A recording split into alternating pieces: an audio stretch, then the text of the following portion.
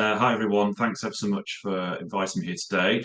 Just going to run through some adaptation planning top tips. My name's Alan Carr. By night, I'm a comedian. By day, I am a climate change adaptation lead at SWM. I'm not going to tell you too much about who we are in the interest of time. All these slides will be shared afterwards with the notes included. But basically, we operate in the West Midlands, but we also operate outside the West Midlands, and I live in Edinburgh, so make of that what you will. And we'll try and piece all that for you together at some point. But basically, we do a lot of work supporting local authorities on adaptation. But our top tips, or my top tips I'm about to go through with you, are through many years of learning with local authorities. I used to also work for a local authority back in the day as well, 11 years ago. So yeah, it's come from a lot of different avenues and experiences. So I'm just going to go through minutes. And actually, the examples we've heard from London earlier have included a lot of the stuff I'm about to go through now, which is great because hopefully it proves that I'm doing something vaguely right at least. So the first tip is to keep the your action plan action orientated, as the word action plan suggests. So a strategy and action plan rather than just a strategy. And the reason for that is simply because we're in a climate emergency. We need to get on with it. We need to adapt quickly and kind of think particularly about the sort of things that we can sort of mobilize now and get on with as a local authority and as a local area.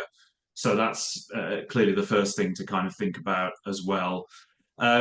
This one is about the place-based plan, if you like. So there's a difference between obviously thinking about an action plan for your services or your council services compared to an area, and doing it for an area is harder, particularly where you've got a two-tier system in place at your council. However, it's really important because obviously, adaptation doesn't stop at boundaries, climate change doesn't stop at boundaries.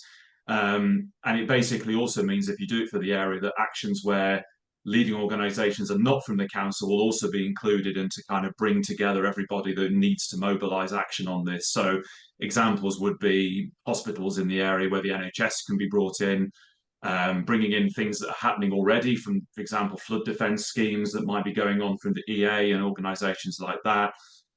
Bringing in the NFU to think about farming and that industry, depending on your rurality and that sort of thing. So it's really important to kind of do it at that level to bring everybody on board from the outset. And this links to my second point, which is stakeholder engagement is absolutely 100% vital throughout the whole process. And we couldn't develop an adaptation plan without engaging with stakeholders. We don't know what's going on the ground in a specific area.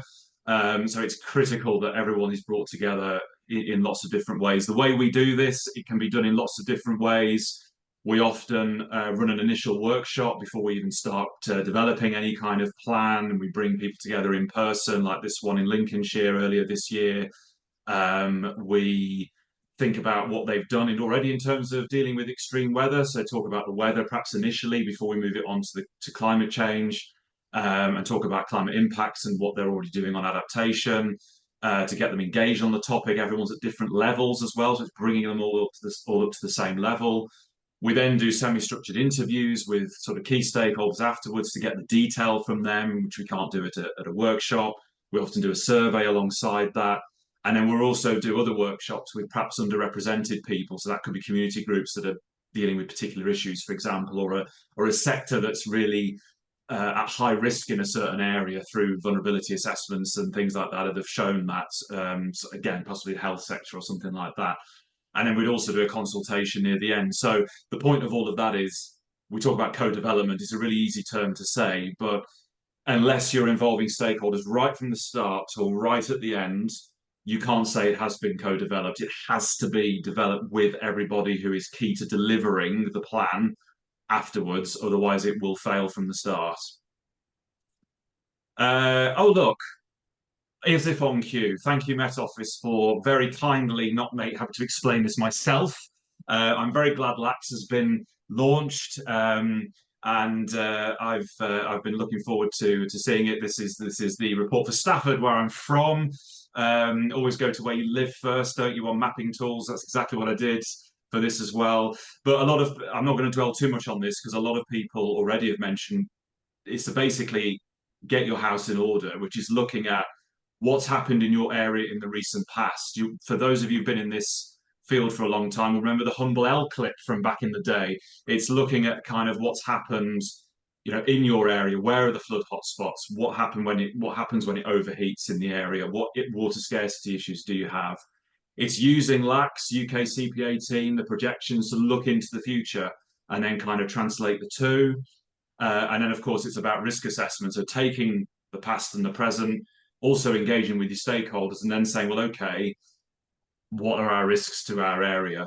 There are easy ways of doing risk. I'll say easy. There are easier ways of doing risk assessments, and there are harder ways of doing risk assessments, which I can talk to you about in the breakout session.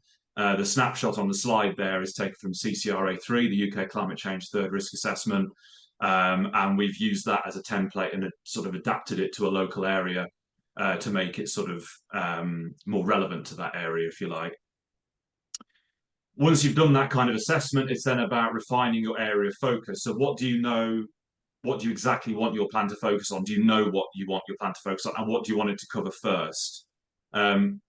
It's very difficult to, for example, in a local area, influence what's happening in big national infrastructure programs like on the rail network and things. So following engagement with stakeholders, we've not included those sorts of actions, but we've only included actions that are kind of, sort of on a more local scale. So it's thinking about what your area of focus is and recognizing that you cannot do everything. So this very, very simple table we use to prioritize all of the actions that we come up with for an adaptation plan. I'm not going to go into now exactly what makes up, whether it's very high or high, etc. But it's a very simple way of doing it to at least keep things sort of so you know what to sort of deal with first as well.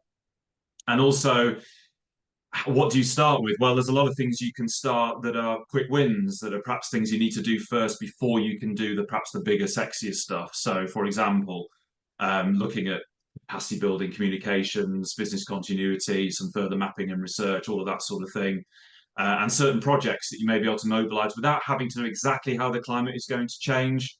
Community resilience, for example, where there's already issues going on.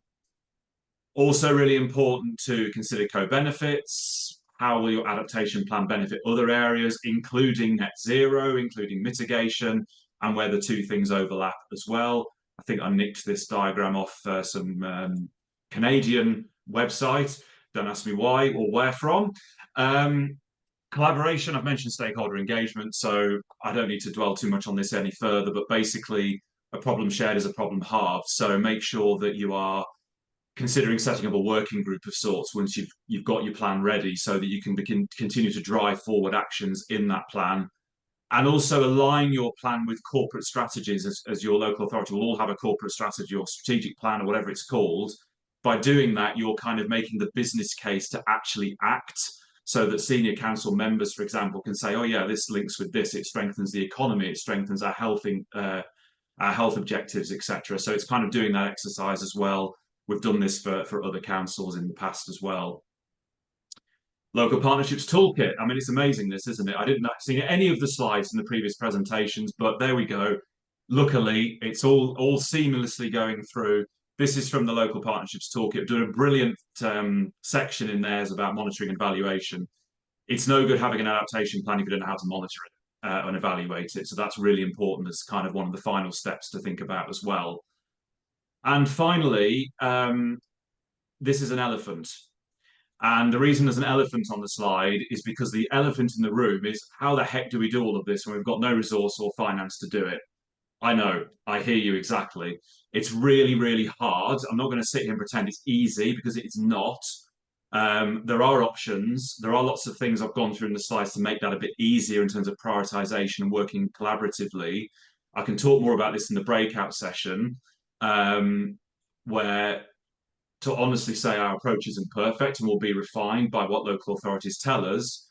And in that breakout session, we'd actually like to hear from you as well, because we're always looking to strengthen the work we're doing with local authorities, hear from you.